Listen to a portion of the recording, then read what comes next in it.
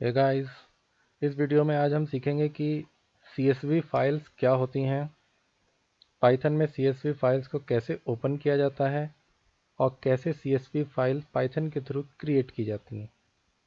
तो सबसे पहले मैं आपको एक सैंपल दिखा देता हूं कि CSV फाइल किस टाइप की होती है। CSV stands for comma separated value, comma separated values. You can see also here serial number, comma, name, comma, age. This is the heading which signifies that first value is serial number, second value is name, and third value is age. Serial number 1 Amit 20, serial number 2 Sumit 26, serial number 3 Raj 27. ये जो file है ये कहलाती है CSV file, comma separated values. सारी values एक दूसरे से कॉमा के हेल्प से सेपरेटेड हुई हुई हैं। तो इन फाइल्स को रीड करने के लिए आप पाइथन में जो टेक्स्ट फाइल हैंडलिंग है उसमें रीड लाइन और रीड लाइंस तीन तरीके के होते हैं। उनका यूज़ तो कर ही सकते हैं, मगर उसमें फिर आपको बहुत ज़्यादा मेहनत करनी पड़ेगी, क्योंकि आपको जो रीड लाइन से जो डाटा उठ के आएगा उसको आपको स्प्लिट करना पड़ेगा कॉमा के डिलीमीटर पर। तो उतनी मेहनत ना करनी पड़े तो हम डायरेक्ट CSV फाइल्स को कैसे रीड करते हैं उसके लिए मैंने कुछ सैम्पल्स आपके सामने रखे हैं। पहले एग्जाम्पल में हम कॉमा डिलीमीटर का यूज़ करते हुए फाइल्स को रीड कर रहे हैं, यानी इसी टाइप की फाइल्स को हम रीड करना चाहते हैं। और हो सकता है CSV फाइल में कभी कभी वो टैब सेपरेटेड भी होती है, कुछ इस टाइप की होगी, जैसे वैल्यूज़ एक दूसरे से सेपरेटेड हैं टैब के माध्यम से। तब हमको क्या करना है, और अगर वो कॉमा सेपरेटेड हैं तब हमको क्या करना है। तो टैब सेपरेटेड और कॉमा सेपरेटेड के लिए दोनों के लिए अलग अलग प्रोसीजर है। तो इस एग्जाम्पल में हम सीख रहे हैं कि कॉमा सेपरेटेड वैल्यू कैसे काम करेगी CSV में। तो इसके लिए people.txt में कुछ डाटा पहले से है। people.txt नाम की एक टेक्स्ट फाइल हमारे कंप्यूटर में सेव्ड है, उसी फोल्डर में सेव्ड है जिस जगह पर ये मैं CSV का प्रोग्राम बना रहा हूँ। ऊपर पाथ दिख रहा है, सी के अंदर पाइथन 39 के अंदर csv1.py नाम की ये प्रोग्राम फाइल है, और इसी पाथ में people.txt नाम की फाइल है जिसमें कॉमा सेपरेटेड वैल्यूज़ पड़ी हुई हैं। ठीक है, और हम उसको रीड करना चाहते हैं। तो सबसे पहला स्टेप होता है किसी भी CSV फाइल को रीड करने के लिए import CSV। ये आपको मॉड्यूल ऐड करना पड़ेगा। import CSV करने के बाद आपको वो फाइल ओपन करनी है जिस फाइल में डेटा है।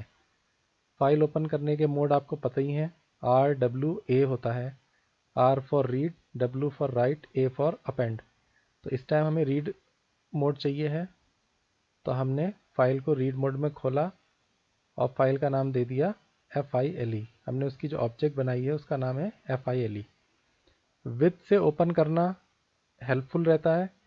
अगर आप किसी फाइल को विद कीवर्ड से शुरू करते हो तो लास्ट में फाइल डॉट क्लोज लिखना नहीं पड़ता, मगर दूसरा मेथड भी मैं आपके सामने दिखा रहा हूँ।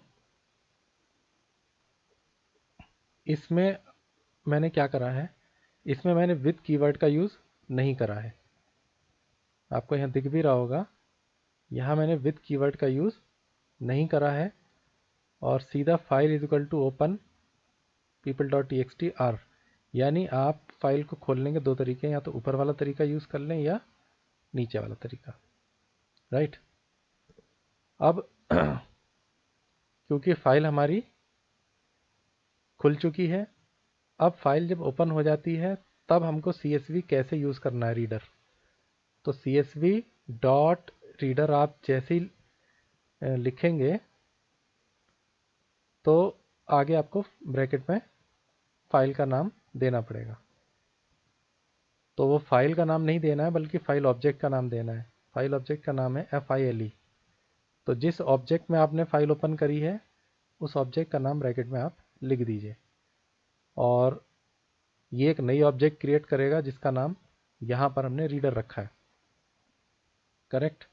तो पहले आपने फाइल ओपन करनी है, वो बन गया फाइल ऑब्जेक्ट। फिर हमने रीडर फंक्शन कॉल करना है, और पास कर देना है फाइल ऑब्जेक्ट उसके अंदर। तो नई ऑब्जेक्ट बनेगी रीडर, और उस रीडर का हमने लूप चला देना है। फॉर रो इन रीडर, यहाँ फॉर रो की जगह आप आर भी लगा सकते हैं, कोई दिक्कत नहीं है। वेरिएबल का नाम कुछ भी हो सकता है, क्योंकि हम जो डाटा रीड कर रहे हैं वो सिंगल सिंगल रो रीड कर रहे हैं, इसलिए वेरिएबल का नाम ROW रखा गया था। वेरिएबल का नाम हमेशा ऐसे रखने चाहिए जो उस पर्पस को सॉल्व करते हो। तो इतना ही करना है डाटा रीड करने के लिए। जो भी आपने CSV फाइल से डाटा उठाया है वो रीडर ऑब्जेक्ट में गया है। रीडर ऑब्जेक्ट जो है वो हमारी आइटरेबल है, यानी उसमें लूप चल सकता है। हमने एक एक रो उसकी उठानी है और उसको रो को प्रिंट करना है। इसी सैंपल को मैंने दोबारा करके दिखाया है।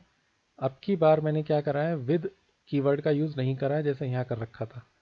यहाँ विद कीवर्ड का यूज़ करके हमने फाइल ओपन करी थी।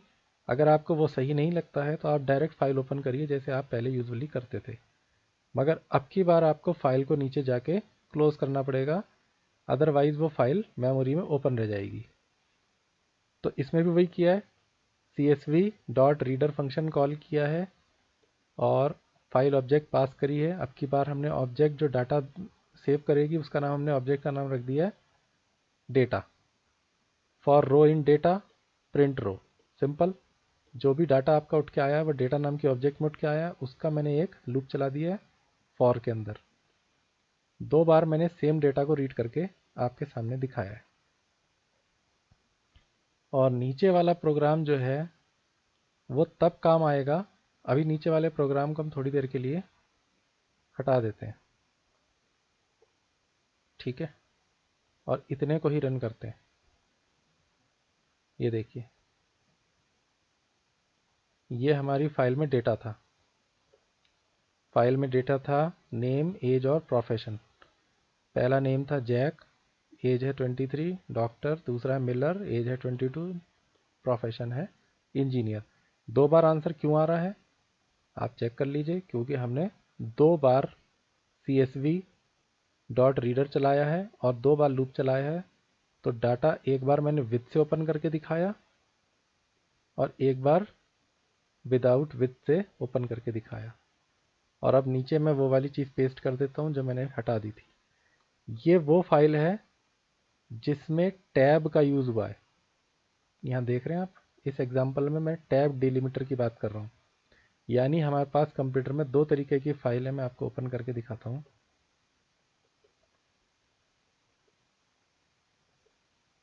देखिए, एक तो है पीपल। पीपल में डाटा था कॉमा सेपरेटेड, करेक्ट। और दूसरी है people2, उसमें डाटा है टैब सेपरेटेड। ये देखिए, इसमें टैब सेपरेटेड, इसमें कॉमा यूज़ नहीं हुआ है। तो जब कॉमा यूज़ होगा डाटा में तो आपको डिलिमीटर बताने की ज़रूरत नहीं है। और अगर टैब यूज़ हो रहा है तो आप देखिए, इस कमांड में हम फाइल ऑब्जेक्ट भी पास कर रहे हैं, साथ ही साथ ये भी बता रहे हैं कि हमारा डाटा जो है वो टैब सेपरेटेड है। तो delimiter is equal to /t stands for tab. This is escape sequence character, और कैरेक्टर सेट में आप इसको पढ़ लीजिएगा कि /t जो है वो टैब को रिप्रेजेंट करता है। ऊपर वाली कमांड इसमें और इस वाली कमांड में क्या डिफरेंस है, इसमें डिलिमीटर टैब है और ऊपर वाली में डिलिमीटर बताने की ज़रूरत नहीं है, डिलिमीटर ऑटोमेटिकली कॉमा है। अदरवाइज आप कॉमा डिलिमीटर भी बता सकते हैं मगर उसकी ज़रूरत नहीं पड़ेगी। तो इसके माध्यम से मैंने 3 सैंपल की हेल्प से आपको ये बताया है कि CSV फाइल को रीड करने के लिए 2 तरीके हैं, कॉमा सेपरेटेड के लिए और टैब सेपरेटेड के लिए।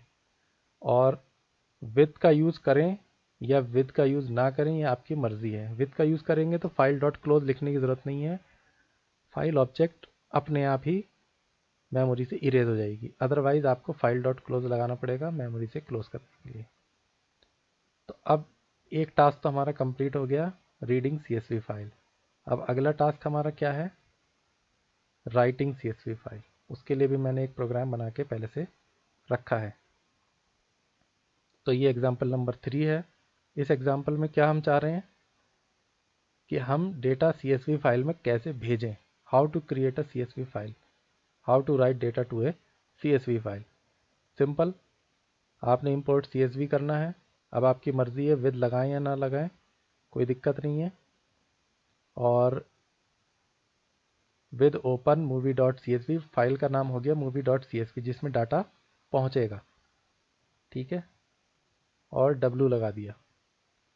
W लगाने का मतलब अब आप डाटा राइट करना चाहते हैं, करेक्ट। अगर आप डाटा राइट करना चाहते हैं तो आप W लगाते हैं, और अगर आप रीड करना चाहते हैं तो R लगाते हैं, और डाटा अपेंड करना चाहते हैं तो A लगाते हैं।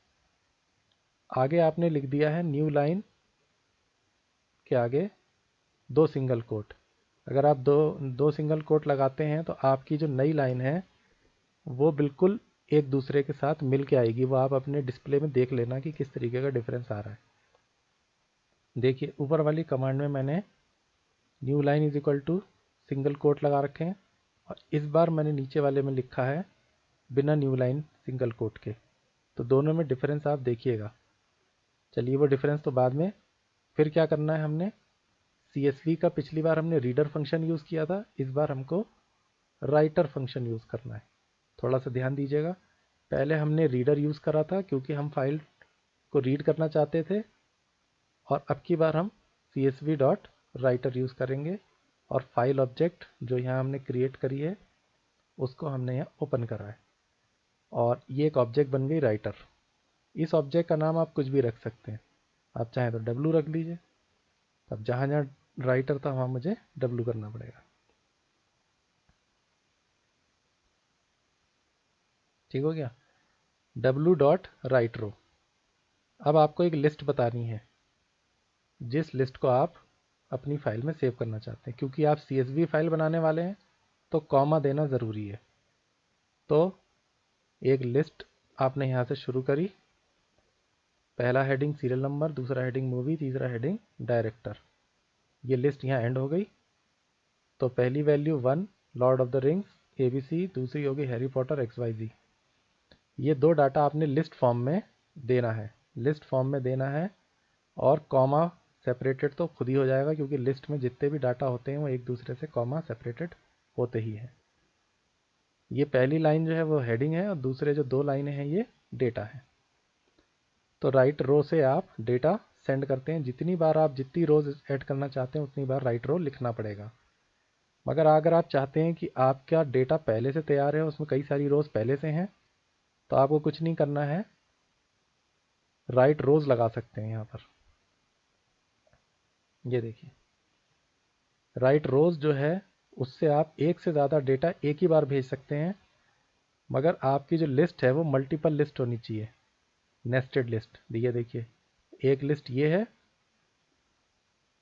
एक लिस्ट ये है, और एक लिस्ट ये है। ये सब किसके अंदर है, ये देखिए आउटर लिस्ट के अंदर। आउटर लिस्ट के अंदर ये सब तीनों लिस्ट सेव्ड हैं, यानी this is a nested list. और राइट रोज की हेल्प से आप नेस्टेड लिस्ट को भी सेव कर सकते हैं। तो ये तो हो गया कॉमा सेपरेटेड। और अगर आप डेटा भेजना चाहते हैं टैब सेपरेटेड, कि जब नई फाइल क्रिएट हो और उसमें डेटा एक दूसरे से टैब से सेपरेटेड हो, तब आपको फाइल ऑब्जेक्ट, जब आप राइटर ऑब्जेक्ट यूज़ करेंगे तो file comma delimiter is equal to /t लिखना पड़ेगा, जैसे रीडर में लगाया था। CSV dot reader file comma delimiter is equal to /t किया था, इस तरह से CSV dot writer file comma delimiter is equal to /t लगाना है। ये चीज़ें आप तभी प्रैक्टिस कर सकते हैं जब आप इनको बार बार चलाएं और यूज़ करें। अदरवाइज़ आप इनको भूल जाएंगे और फिर यूज़लेस हो जाएगा आपके लिए। तो इस प्रोग्राम को भी हम रन करके देखते हैं। इसमें हमारी एक मूवी डॉट CSV फाइल खुल रही है राइट मेथड से, यानी इसमें डाटा जाएगा। फिर CSV फाइल खुल रही है अपेंड मेथड से, यानी डाटा उसमें अपेंड हो जाएगा। इसमें new line is equal to single quote है, इसमें न्यू लाइन नहीं है, वो डिफरेंस आपको देखना है।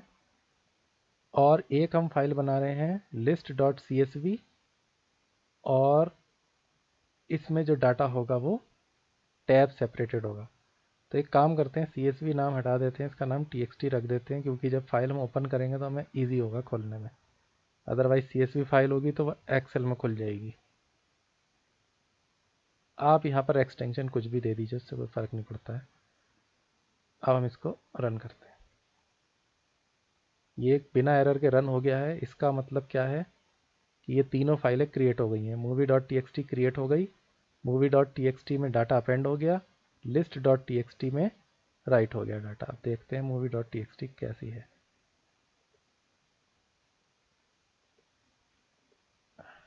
ये रही movie.txt। ये देखिए movie.txt में यहाँ पर आपको डाटा नज़र आ रहा है। तो पहले वाले में कॉमा सेपरेटेड है और दूसरे वाले में भी कॉमा सेपरेटेड है, मगर न्यू लाइन सिंगल कोट नहीं था, इसलिए इनमें गैप्स आ रहे हैं। ऊपर वाले में गैप्स नहीं आ रहे हैं। और एक हमने कौन सी फाइल थी, list.txt, उसको भी देखते हैं। ये रही,